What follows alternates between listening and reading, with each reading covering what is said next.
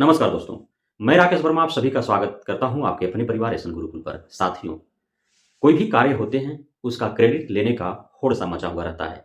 आप सभी को ज्ञात है कि बीपीएससी टीआरई 1 और टीआरई 2 जो हुए, उसका क्रेडिट पूर्णतः महागठबंधन ले चली गई। तेजस्वी यादव को इसका पूरा क्रेडिट दिया गया।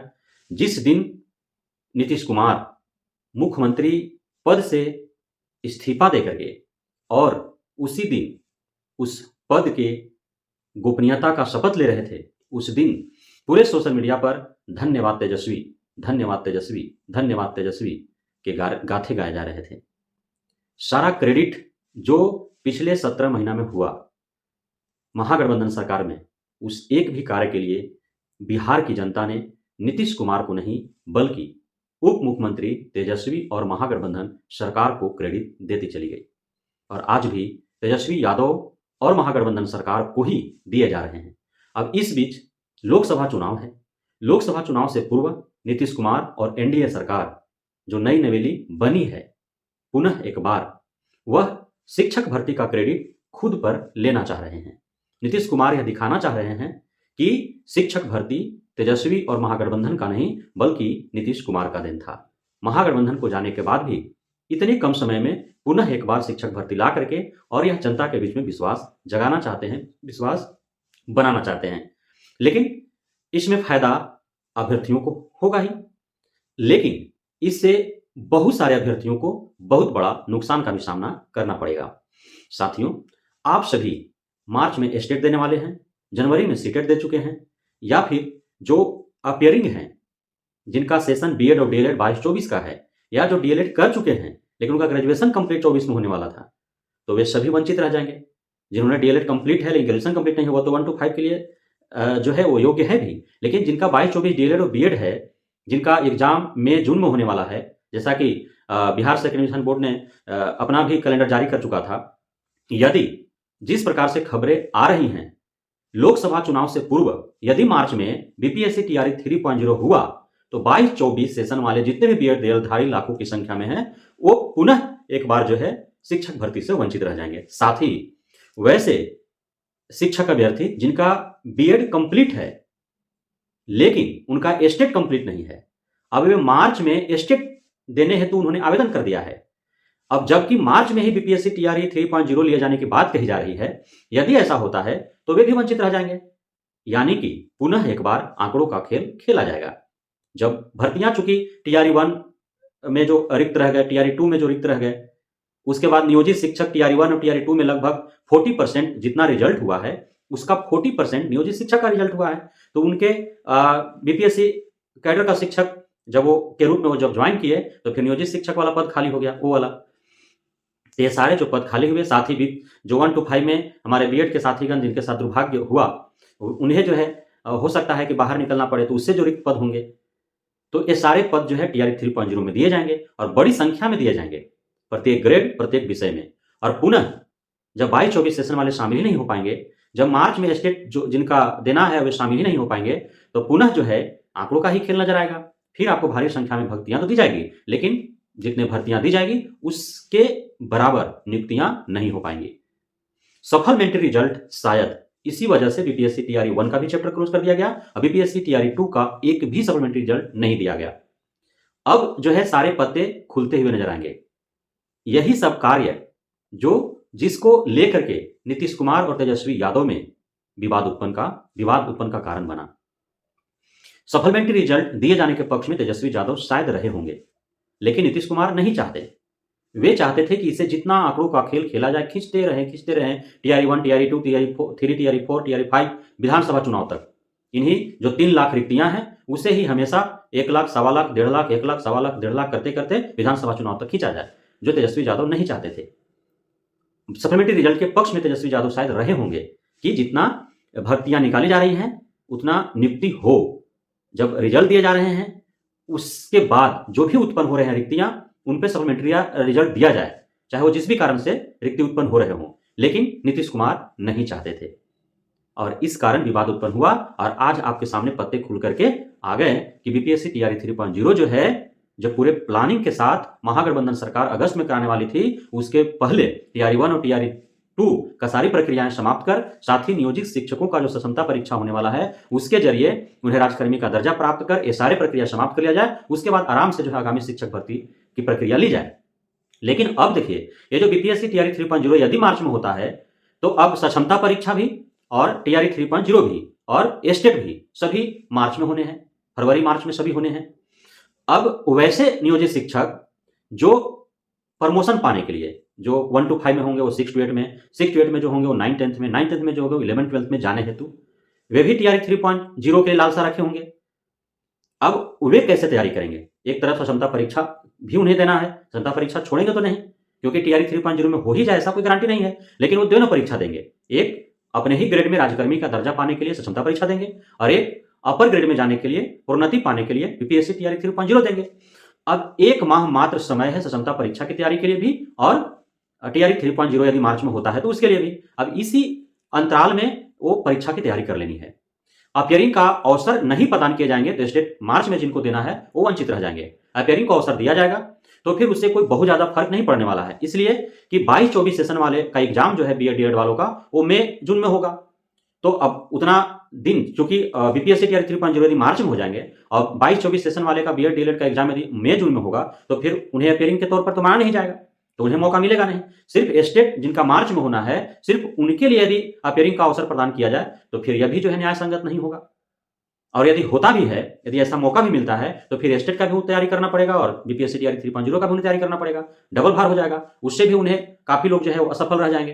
तो कुल मिलाकर के लोकसभा चुनाव से पूर्व दिखावे मात्र हेतु सिर्फ पब्लिसिटी बटोरने के लिए खुद का भरोसा जो उठ चुका था, सारे कार्यों का क्रेडिट जो महागठबंधन सरकार को दे दिए गए, तेजस्वी यादव को दे दिए गए, उससे उबरने हेतु, खुद का क्रेडिट लेने हेतु, खुद का भरोसा जमाने के लिए पब्लिक के बीच ये सारे कार्य किए जा रहे हैं।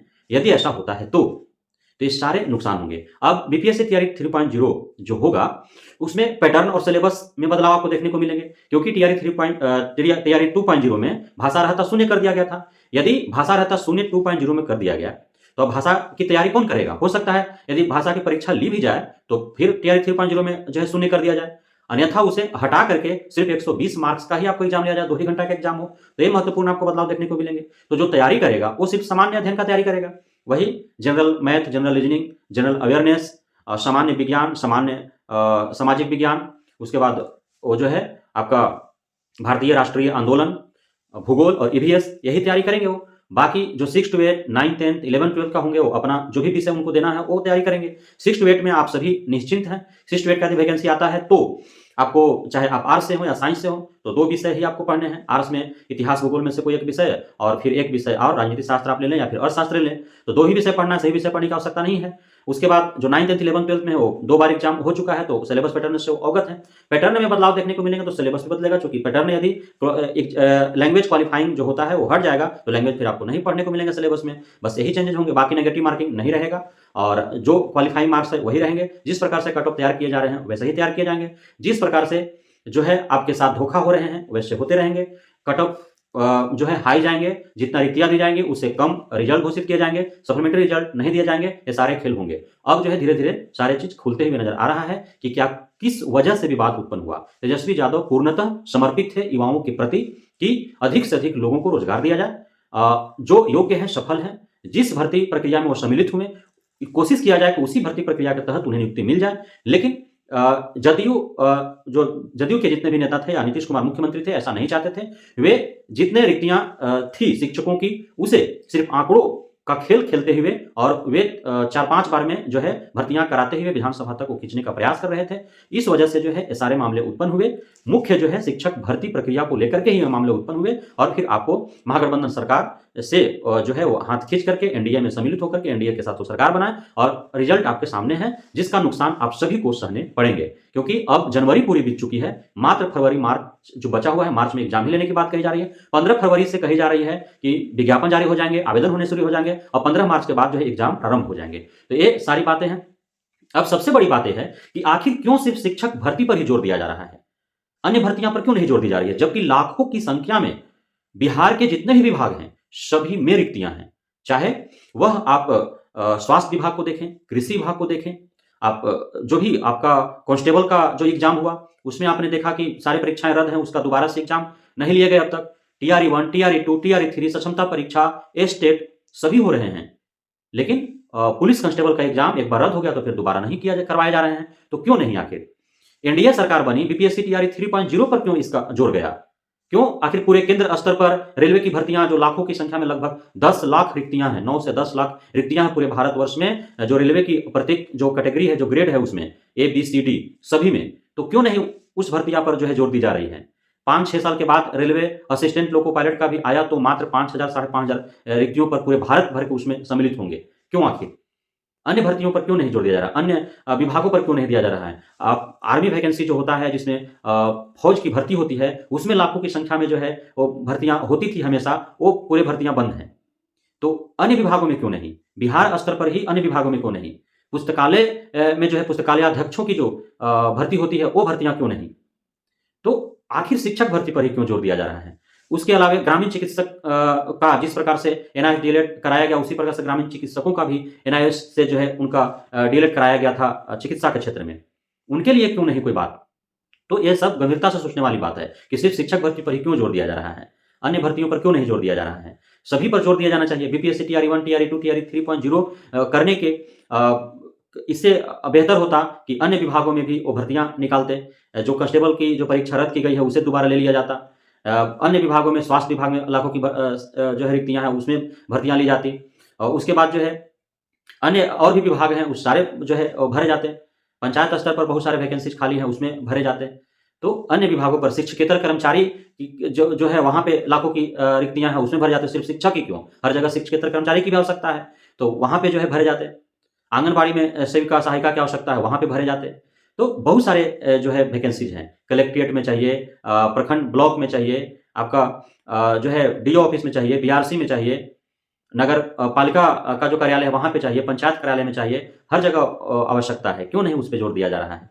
ये सारे चीज़ सोचने की आवश्यकता है गंभीरता से। आखिर क्यों मार्च में कराए जा रहे हैं? और यही विवाद हुआ। यदि मार्च में जो बीपीएससी टीआरई 3.0 कराए जा रहे हैं, उसके जगह पर जिस प्रकार सत्ता से बाहर रहते हुए और जो अभी उप मुख्यमंत्री बने हैं सिन्हा जी, विजय कुमार सिन्हा, उन्होंने भी जो है सप्लीमेंट्री रिजल्ट की पैरवी किया था। उन्होंने सुशील कुमार मोदी ने सप्लीमेंट्री रिजल्ट का पैरवी किया था कि जितनी रिक्तियां हैं उसके बराबर जो है रिजल्ट दिए जाएं। और रिजल्ट जब दिए जा रहे हैं उसमें किसी भी प्रकार से, सिर्फ मल्टीपल रिजल्ट ही क्यों, अन्य किसी भी प्रकार से यदि खाली हो रहे हैं सीट, तो उसे भरा जा सप्लीमेंट्री रिजल्ट ला करके, ताकि आगामी शिक्षक भर्ती के लिए उन्हें जो है इंतजार ना करना पड़े। जो अभ्यर्थी यदि योग्य है, सफल है, तो यदि उसमें सफलता हासिल करता है, ग्रेड ऑफ वर्क के कारण छट गया, कुछ अंकों से छट गया, रिक्तियां हैं, तो फिर सप्लीमेंट्री रिजल्ट देकर के उससे भरा जाए। फिर सत्ता में आते ही क्यों सारे भूल गए? तो अब उससे बेहतर होता, बीपीएससी टीआरई 3.0 लाने से बेहतर होता कि टीआरई 1 की जो रिक्तियां हैं, टीआरई 2 में जो रिक्तियां हैं, उसे उसी भर्ती में सम्मिलित अभ्यर्थियों से सप्लीमेंट्री रिजल्ट ला करके और भर दिया जाता तो बेहतर होता। क्योंकि 3 ही अटेम्प्ट है। यदि मार्च में 3.0 होता है तो लाखों की संख्या में ऐसे अभ्यर्थी होंगे जिनका तीनों अटेम्प्ट समाप्त हो जाएगा और फिर वे कहीं का नहीं रहेंगे। उनका डीएलएड और बीएड का डिग्री जो है वो रद्दी के बराबर रह जाएगा और वो सफल नहीं हो पाएंगे। क्योंकि टीआरई 1 में भी आपने देखा 8-9 लाख अभ्यर्थियों ने जो है आवेदन किया। टीआरई 2 में भी आपने देखा 8-9 लाख। अब कितने रिजल्ट दिए गए? एक 2 लाख, 2 लाख रिजल्ट दिए गए। 2 लाख में भी मल्टीपल रिजल्ट बहुत सारे दिए गए। तो बाकी 6-7 लाख का तो 2 अटेम्प्ट समाप्त ही हो गए। फिर वे 6-7 लाख का जिनका 2 अटेम्प्ट समाप्त हो चुका है, फिर वो टीआरई 3.0 में सम्मिलित होंगे। तो फिर जो भी 1 लाख, सवा लाख जो दिया जाएगा रिक्ति, उतने ही सिर्फ जो है उनका रिजल्ट दिए जाएंगे। तो वो साढ़े 5-6 लाख लोग जो हैं उनका जीवन ऐसे ही बर्बाद हो जाएगा, तीनों अटेम्प्ट उनके समाप्त हो जाएंगे। इसलिए अब जो है डोमिसाइल नीति लागू करने की आवश्यकता है और बिहारियों के लिए अटेम्प्ट फ्री करने की आवश्यकता है या फिर अटेम्प्ट बढ़ाने की आवश्यकता है। यदि समय रहते इस पर विचार नहीं किया गया। 5 महत्वपूर्ण मुद्दे पर विचार करने की आवश्यकता है। डोमिसाइल नीति लागू हो, बिहारियों के लिए अटेम्प्ट जो है वो फ्री किया जाए या फिर बढ़ा दिया जाए, वेटिंग लिस्ट का प्रावधान किया जाए, सप्लीमेंट्री रिजल्ट हर परिस्थिति में देना होगा, ऐसा जो है अभ्यर्थियों का उस पर अधिकार हो। तो ये महत्वपूर्ण जो है जो मांगे हैं, ये माननी होगी सरकार को। इसके लिए आवाजें बुलंद करने की आवश्यकता है। यदि नहीं किया गया तो महागठबंधन सरकार में भी आपको नौकरी नहीं हो पाई, एनडीए सरकार में भी आपकी नौकरी नहीं हो पाएगी और आप मजदूर बनकर के किसी दूसरे राज्य में जा करके और इन्हीं जिन हाथों से आपको कलम चलाना था, उन्हीं हाथों से आप वहां फाल, कुदाल, फावड़ा, बेलचा चलाएंगे। कहीं फैक्ट्री में जाकर के जो है सुबह सुतारी करेंगे, कोई अन्य कार्य करेंगे और आपका जीवन ऐसे ही सामान्य तरीके से सिर्फ खाने और सोने में गुजर जाएगा। कुछ आप जीवन में अर्जित नहीं कर पाएँगे और आप अपने बच्चों का भविष्य जो है वो नहीं बना पाएँगे। इसलिए समय रहते अभी इसका विरोध करने की आवश्यकता है, जमकर विरोध करने की आवश्यकता है। तभी जाकर के आपकी जो है समस्याओं का हल होगा और आपका जीवन बर्बाद होने से बच पाएगा। बहुत-बहुत धन्यवाद। आप सभी साथियों का हमारे साथ जुड़े रहने के लिए, बने रहने के लिए, हमें इतना प्यार देने के लिए, हम पे भरोसा बनाए रखने के लिए। जय हिंद।